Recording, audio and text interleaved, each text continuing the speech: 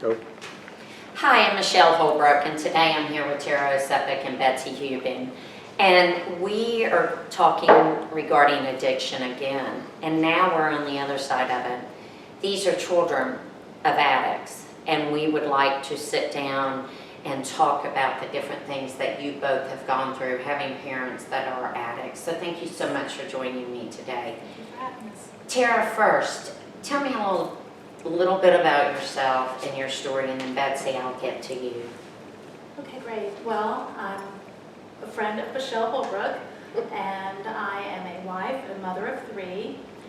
We've lived in this area for about 15 years, and my story relates to my mother, who is a wonderful person, and she has given me the go-ahead to share our story. Great. So, her issue started when she was, I would say I was in middle school, and she was a night shift nurse. And she was introduced to the uppers to stay awake all night, and then the downers to sleep during the day. And from there, her path to addiction, the downward spiral, progressed from there. And I don't think I was very aware, being in middle school, I was just a kid. But shortly after that, I got married very young, at 20, and we had our first child in '96, and shortly after our first child being born, my mother was diagnosed with MS. And instead of getting a hold of her health and, trying to clean up her act, so to speak, she used MS to get stronger medication, muscle relaxers, you name it, all of it.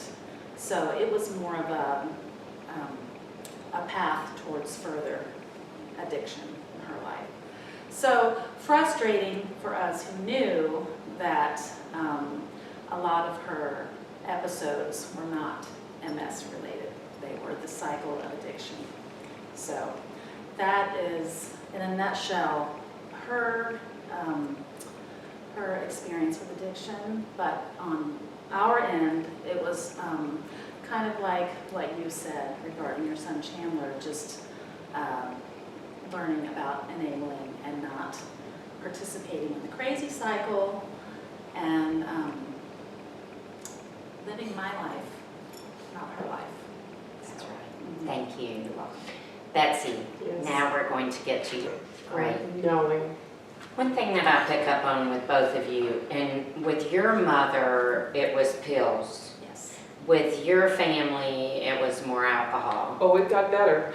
And got more we'll get to involved. that. But addiction is addiction, whether it's alcohol, whether it's pills, whether it's marijuana, whether, food. Addiction is addiction. Enabling. You both brought up enabling. Tell me a little bit about that and what your thoughts are on the enabling. Well, she was saying she would go. I took it so far as I attempted to call all of her doctors and stop them from prescribing so many pills. That didn't work. They wouldn't speak to me, and nor was it really my fight. How old were you during that time? Well, I would say 20 years ago, just starting our family. So I was kind of caught between raising our kids, having a family, 3 young children, and then parenting her, where that's where the lines crossed. And all it did was just produce heartbreak. Because you felt like you were... It didn't do anything. Yes, because you felt like you were parenting her along Yes. with your 3 small children. Right, Okay. yes. Betsy, what about with you with the enabling? The enabling, whatever. So really you're going from one addiction to the other. So now I'm going to ask you each this question. With that being said, do you feel that the system is broke? Or do you feel that there needs to be certain changes? And if so, what changes do you feel that need to be made? Well, I feel like some parts of the system are broken and some parts of the system work. When I was dealing with calling about the pills and, I thought, why isn't it computerized? Why doesn't one doctor know what another is prescribing and so forth? I mean, we have the technology, why isn't it like that? But I would say that part of the system is good because we do have resources, we do have treatment centers, we do have Al-Anon, we do have programs like that. You just have to look. You have to want to find the help. Programs for your mother. Yes. Talk to me a little bit about that, and then Betsy, I'm going to come to you. Programs for your mother. Well, she did several attempts at rehab, but left on her own will. And after, I mean, this is many years of just ongoing worse. Finally, after Baker acting her like at least 10 times, which is 2 days, and then it doesn't do anything. It's just a quick Band-Aid. I found her in my driveway, and she was close to death. And so we called the hospital again, or the ambulance, and they came, and I said, what am I doing? The Baker Act doesn't work. And the paramedic said, have you heard of the Marchman Act? No, I've never heard of the Marchman Act. What is that? And he explained the Marchman Act to me and said, you just need to go and file with the court, which my brother and I went the next morning. This was a Sunday evening. And we filed the Marchman Act. And as soon as she was let out of the 48-hour treatment, we had our court appearance. So that system definitely worked for us after many years of nothing working. That's great. And I do know the Marchman Act is in Florida, and I'm Yes. sure that they have different types of those in certain parts, and we'll find that information and put it on the videos as well. What about with you? You know, and that, I love the point where you said the Al-Anon, and Yes. you know, they have so many programs nowadays, I think not only for the addict, but also for the family members or those that are involved, family and friends. Another article that I read that was really disturbing is that more children are being placed in foster care because their parents have an addiction. And that broke my heart. So we have to change the cycle Right, and that's the large somehow, part. somewhere. How do we change the stigma?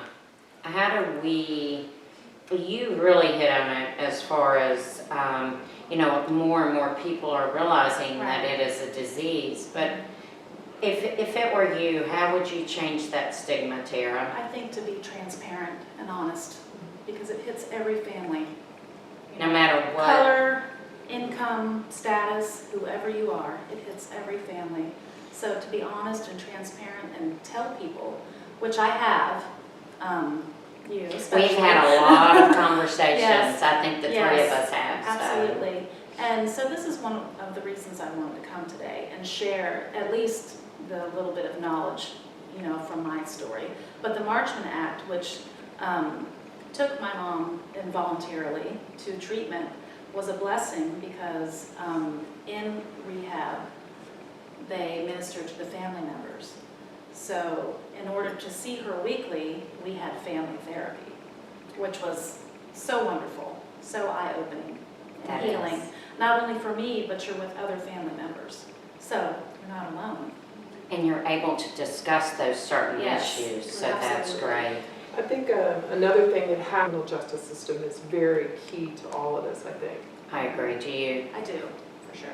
Because what do you think your mother would, I mean, do you really think, do you think your mother would have survived being in jail?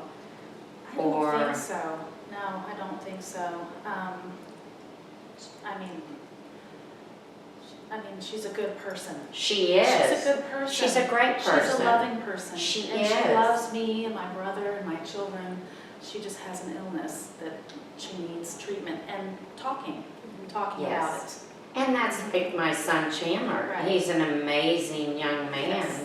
He just has a disease. Betsy, unfortunately, I was never able to meet your parents, but knowing you, I know they had to be amazing people, so. They were. They're all gone. Mhm. Well,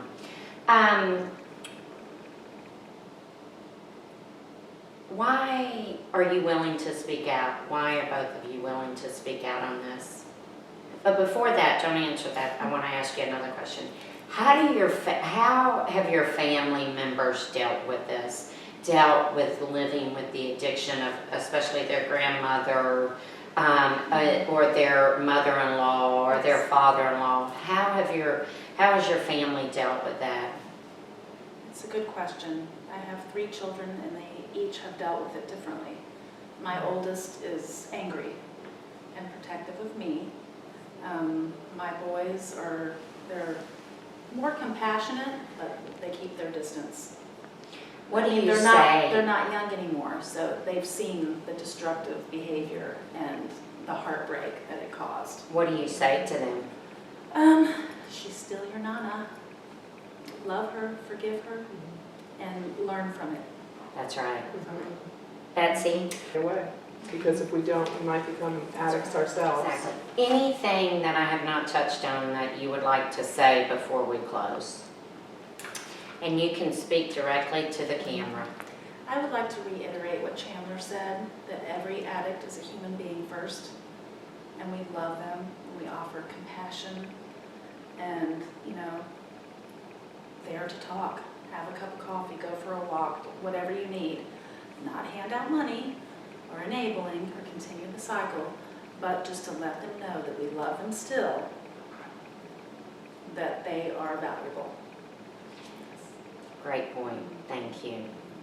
Betsy? I think that's great advice. I think the only other thing I would add is throw yourself into support. Yes. Be there for those who seek to recover. It's not easy, and they need your help. Thank you.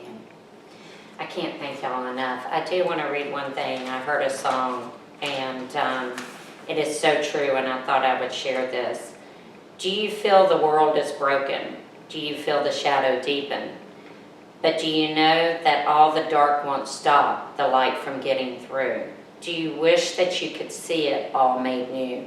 And I think if we continue to push forward with addiction, we will be able to see it all made new. Again, Tara and Betsy, thank you so much. Thank you, Michelle. Thank you.